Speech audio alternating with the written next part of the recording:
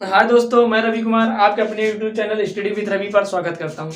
मैं लेकर आया हूँ आज आपके लिए साइंस का नया टॉपिक, ठीक, जिसमें प्रकाश का परावर्तन हम पढ़ा चुके थे। इसके बाद जो टॉपिक आएगा परावर्तन के प्रकार, मतलब टाइप्स ऑफ रिफ्लेक्शन, परावर्तन के प्रकार। अब परावर्तन के प्रकार में आप देखेंगे क्या, परावर्तन के प्रकार, परावर्तन के दो प्रकार होते हैं, ठीक।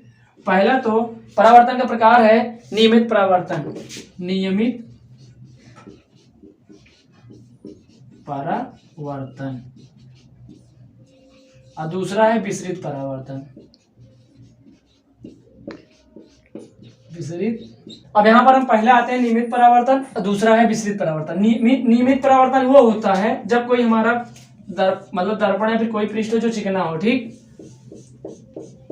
चिकना मतलब चिकना पॉलिशदार। मान लीजिए M1 M2 है, M1 M2।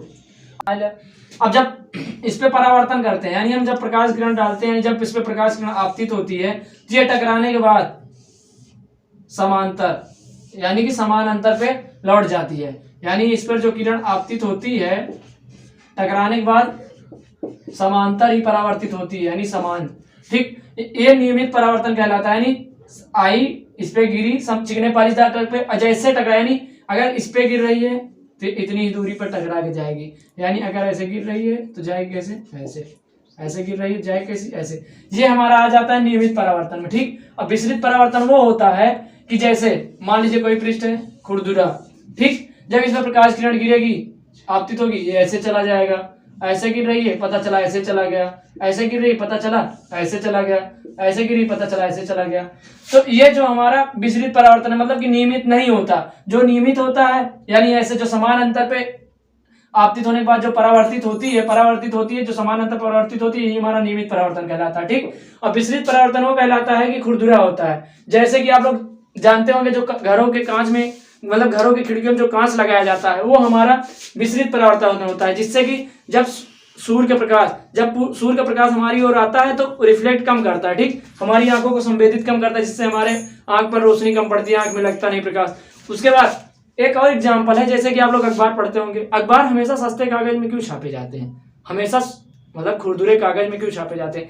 आप एक नोट्स लेते होंगे, वो प्लेन होता होगा, लेकिन अखबार का जो कागज होता है उसे आप फील करिए, कभी स्पर्श करके छुइए, उसमें पता चल जाता है थोड़ा खुरदुरा होता है। खुरदुरा इसलिए होता है और सस्ते कागज में छापा जाता है, इसलिए छापा जाता है कि उसमें जब हम पढ़े हैं तो प्रकाश का किरण जब भी उस पर पड़े तो हमारी आंखों को संवेदित ना करे, मतलब ज्यादा नुकसानदायक ना हो। इसलिए हमेशा विसरित परावर्तन किस पे होता है, ऐसे समझ लीजिए सस्ते अखबार पेपर पे, या फिर घरों में जो खिड़कियां लगती हैं उसमें जो कांच लगता है उस पे, ठीक। ये ऐसे हमारा देसी एग्जांपल है विसरित परावर्तन का, ठीक। देखते हैं कि इसकी अपेक्षा इसमें ज्यादा परावर्तन हो पाता है, ठीक, इसकी अपेक्षा, यानी इसमें कम परावर्तन होगा, इसमें ज्यादा परावर्तन होगा, कि इसके लिए नियमित परावर्तन ज्यादा असरदार है, विसरित कम है। अब इसमें अखबारों में खुरदुरे पेजों में, इसलिए अखबार का जो कवर पेज होता है, जो पेपर होता है अखबार का, वो इसलिए खुरदुरा होता है क्योंकि जब प्रकाश की किरण पड़े तो ज्यादा रिफ्लेक्ट ना करे, ज्यादा चमक ना हो, जिससे हम अक्षरों को जो लिखा रहता है उसे सुगमता पूर्वक पढ़ सके, ठीक।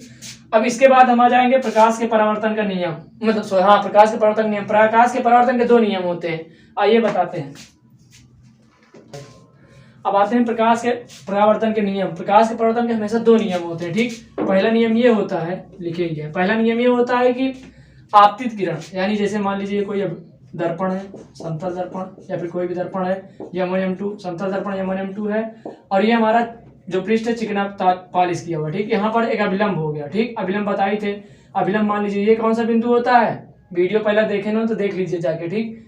ये हमेशा आपतन बिंदु कहलाता है। इस पे जब आप किरण आपतित करते हैं, जब किरण प्रकाश किरण डाली जाती है इस पे टकराने के बाद कहाँ जाती है, इधर जाती है, यानी आपतित किरण, ये परावर्तित किरण। और इसके बीच जो कोण बनता है, कोण आई, इसके बीच जो कोण बनता है R, हमेशा कोण आई बराबर कोण R होता है, अभी बता देंगे, ठीक। प्रकाश का परावर्तन पहला नियम ये है कि आपतित किरण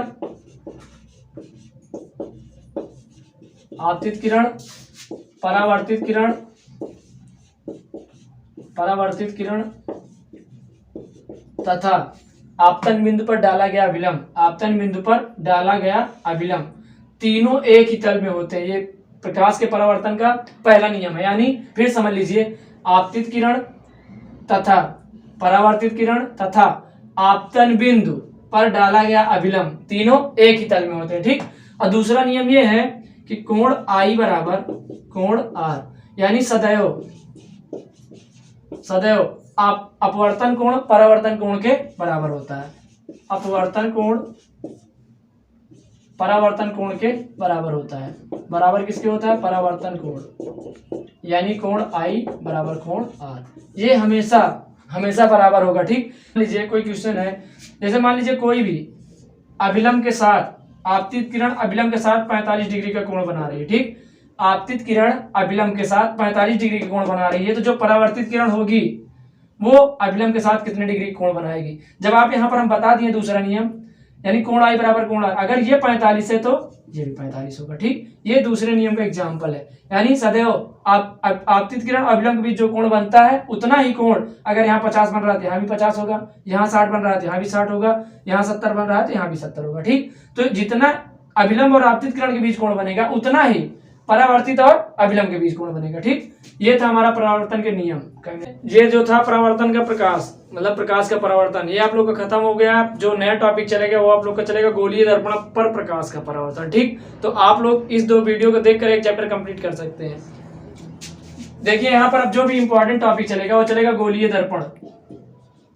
गोलीय दर्पण पर परावर्तन। गोलीय दर्पण मतलब बताए थे आप लोग को। गोलीय दर्पण 2 प्रकार के होते हैं, एक तो अवतल होता है, एक होता है उत्तल, कॉनकेव कॉन्वेक्स। ठीक, उत्तल।